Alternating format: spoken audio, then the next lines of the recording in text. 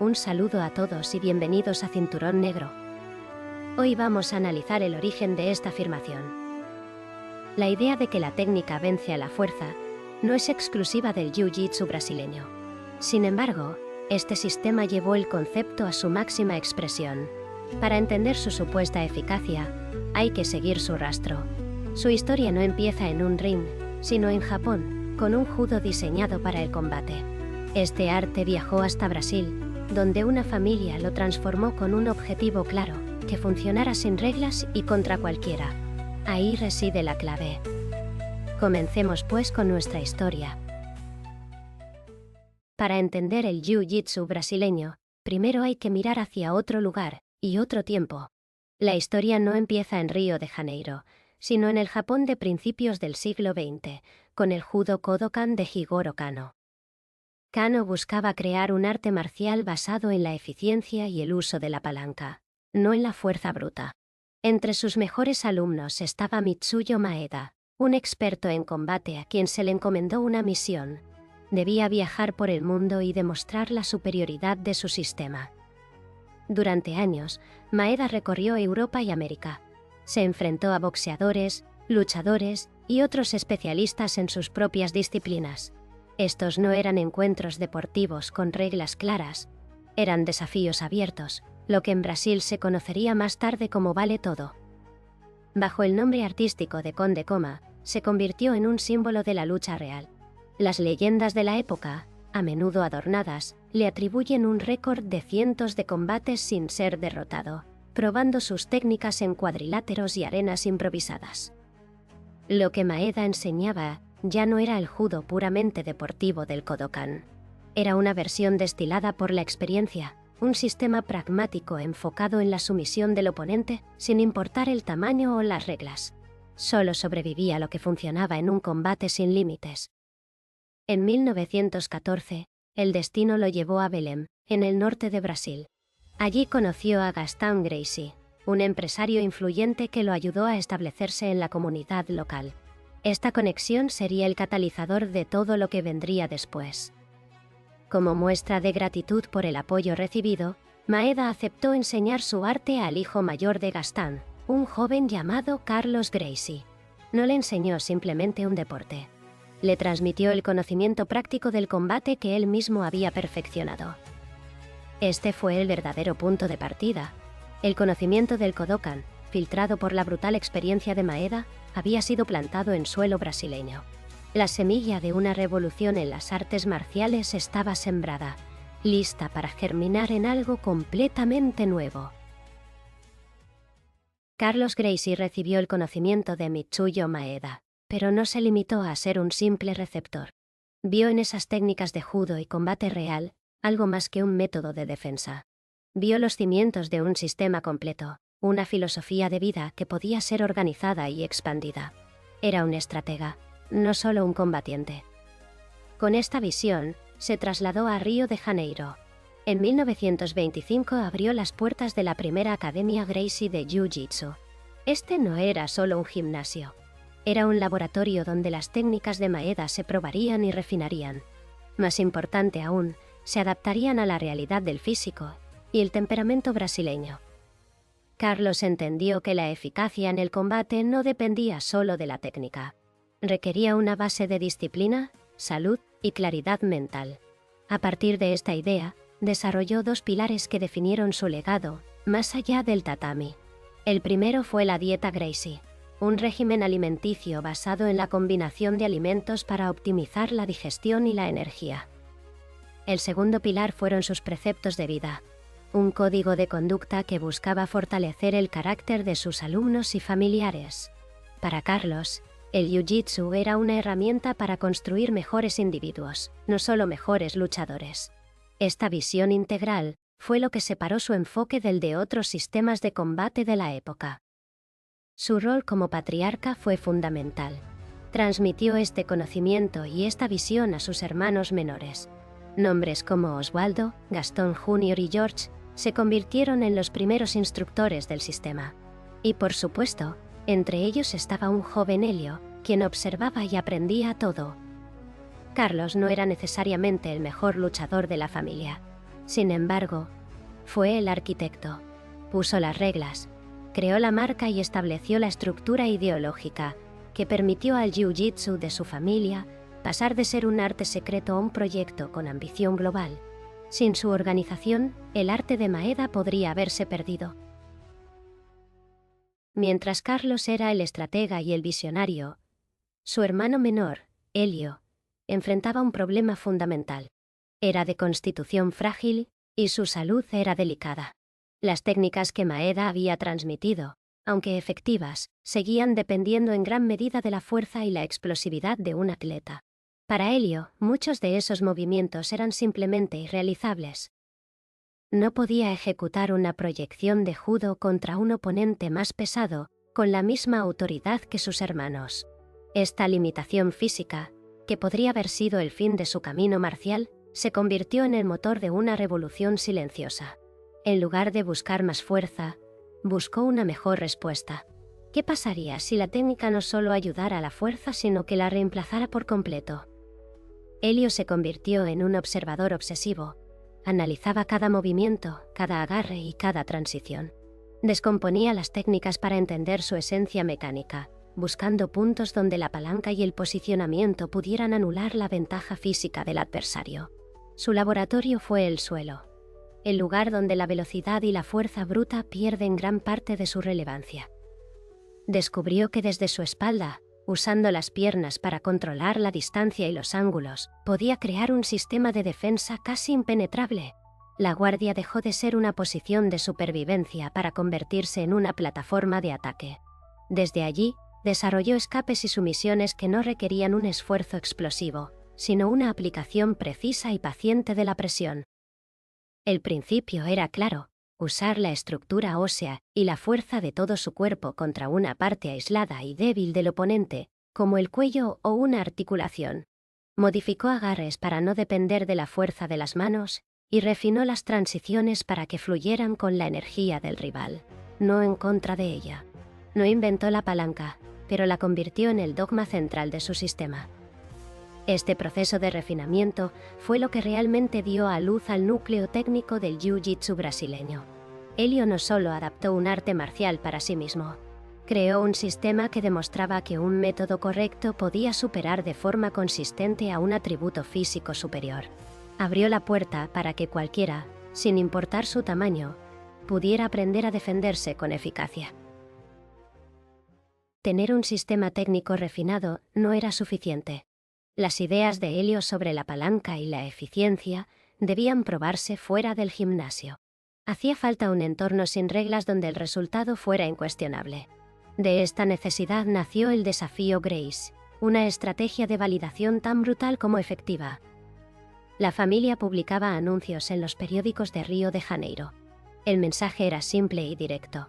Retaban a cualquier luchador de cualquier disciplina a un combate de valetudo. Boxeadores, karatecas, luchadores y practicantes de capoeira respondieron al llamado.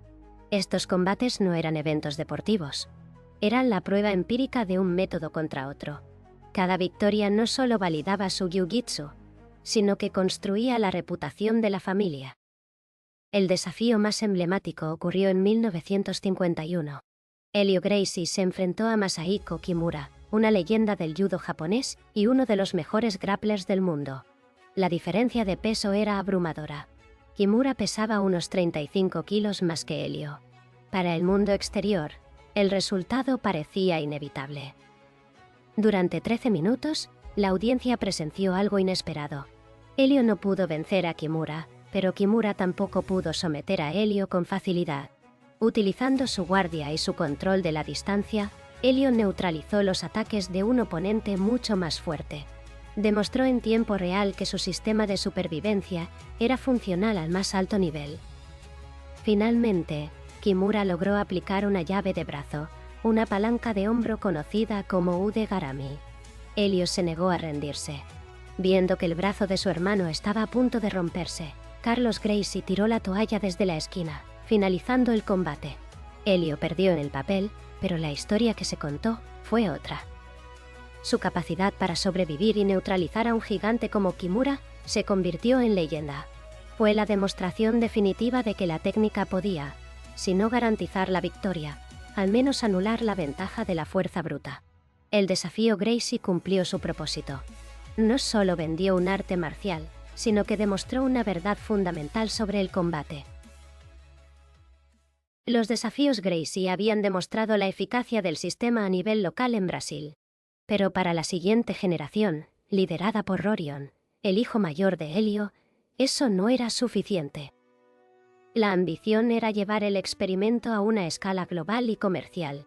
La pregunta seguía siendo la misma, pero el escenario debía ser mucho más grande. ¿Cuál es el arte marcial más efectivo en un combate real?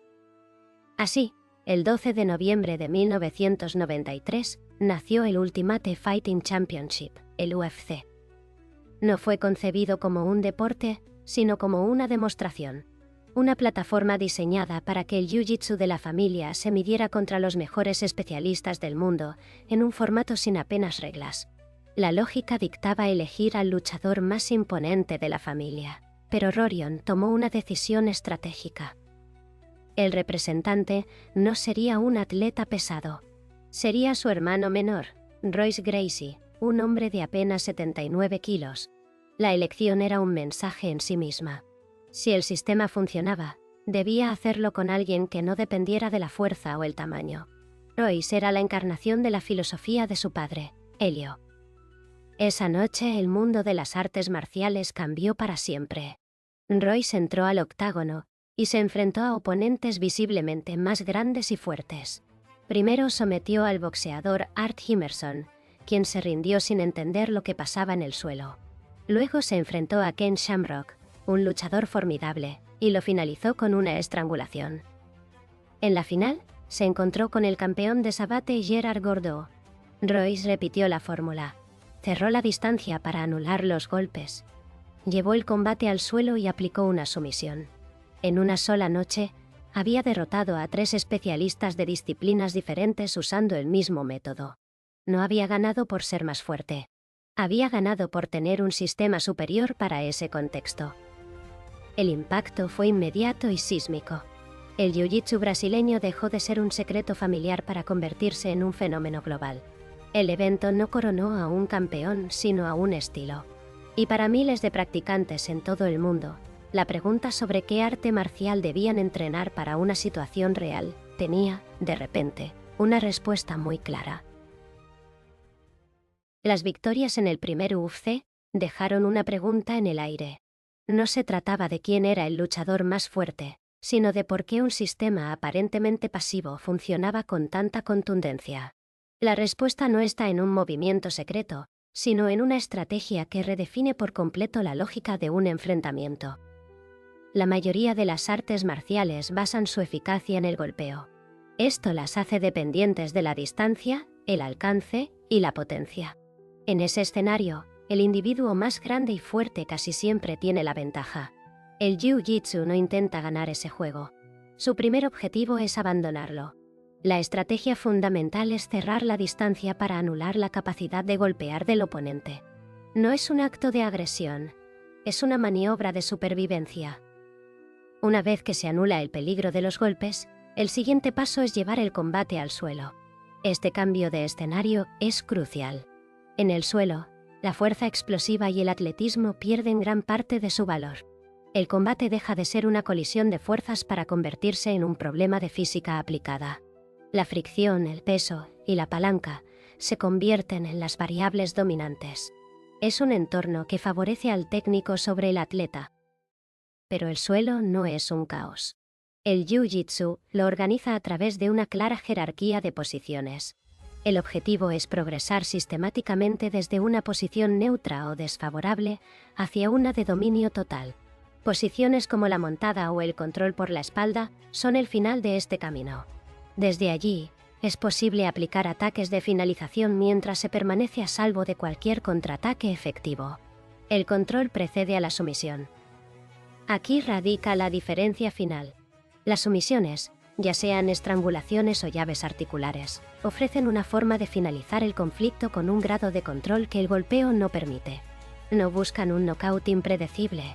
Aplican una presión precisa y creciente sobre un punto débil, forzando al oponente a tomar una decisión. rendirse o sufrir una lesión específica. Es una solución decisiva para un problema concreto. Entender esta secuencia táctica es entender el porqué de su eficacia en un contexto 1 contra 1 y sin armas. No se trata de ser invencible. Se trata de tener un método especializado para resolver el peor escenario posible, cambiando las reglas del juego a tu favor. El efecto de los primeros torneos de Vale Tudo televisados fue irreversible. Demostraron que cualquier luchador, sin importar su especialidad, era vulnerable una vez en el suelo. El jiu-jitsu brasileño dejó de ser una curiosidad exótica. Se convirtió en un requisito indispensable para cualquiera que aspirara a competir en un combate con pocas reglas. Las artes marciales mixtas, el deporte que nacería de estos experimentos, integraron esta lección en su ADN. Ya no era suficiente ser un experto en golpeo o en derribos. Sin un conocimiento sólido del combate en el suelo, la carrera de un peleador estaba destinada a ser corta y predecible. El jiu-jitsu se estableció como uno de los pilares del combate moderno. Esta nueva relevancia provocó una división técnica dentro del propio arte. Por un lado, se mantuvo el jiu-jitsu tradicional con gi, el kimono. Este uniforme permite un juego increíblemente complejo de agarres y controles. Fomenta un ritmo más lento y estratégico, donde la técnica pura a menudo supera al atletismo. Por otro lado, surgió y se popularizó la modalidad no-gi, sin el kimono. Esta versión es más rápida y dinámica. Obliga a usar controles corporales directos como ganchos y presiones, lo que la acerca a las necesidades de las artes marciales mixtas. Paralelamente, el jiu-jitsu creció como un deporte de competición con su propio circuito. Ya no se trataba solo de desafíos aislados. Se establecieron organizaciones globales que definieron reglamentos y estandarizaron la competición, dándole una estructura formal y un calendario internacional. La federación internacional más importante se convirtió en el referente para las competiciones con kimono. Mientras tanto, otros torneos por invitación se erigieron como el escenario más prestigioso para la lucha de sumisión, atrayendo a los mejores especialistas en agarre del planeta. Lo más importante es que el arte ya no pertenecía a una sola familia. Nuevas generaciones de atletas de todo el mundo comenzaron a aportar sus propias innovaciones.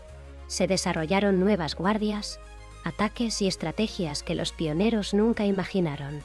El conocimiento se hizo colectivo. El jiu-jitsu brasileño demostró ser un sistema vivo, no una reliquia. Su evolución constante es la prueba de su vitalidad. Ya no es el arte de un clan, sino un lenguaje global de combate que cualquiera puede aprender, interpretar y expandir. Hemos llegado al final de este viaje por la historia y la lógica del jiu-jitsu brasileño. Nuestro objetivo principal no era solo contar una crónica de eventos, sino ofrecer el contexto necesario para un análisis verdaderamente crítico. Esperamos que esta detallada perspectiva te haya resultado de valor para entender su evolución y su lugar real en el mundo del combate moderno. Si este enfoque que cuestiona y profundiza es de tu interés, te invitamos a suscribirte y activar las notificaciones. Tu apoyo nos ayudará a seguir creando documentales con esta misma seriedad. Gracias por tu tiempo.